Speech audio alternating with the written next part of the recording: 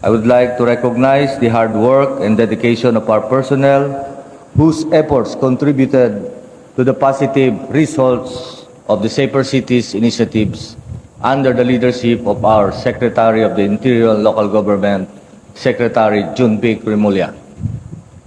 Based on comparative monitoring data, during the 43-day period before and after the implementation of the initiative on April 6, 2026, focus crimes incident nationwide significantly declined. From February 22 to April 5, more than 4,400 focus crimes incidents were recorded.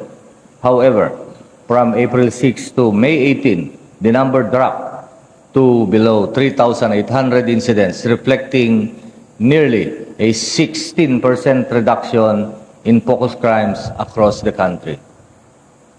All focus crime categories posted decreases during the monitoring period.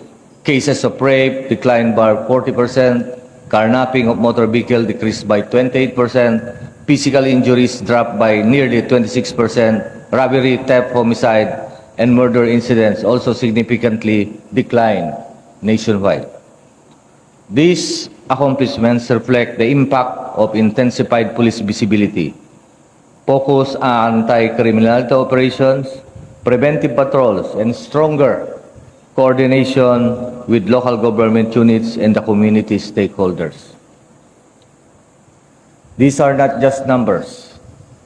These represent crimes prevented, lives protected, and communities made safer because of your commitment and dedication to duty.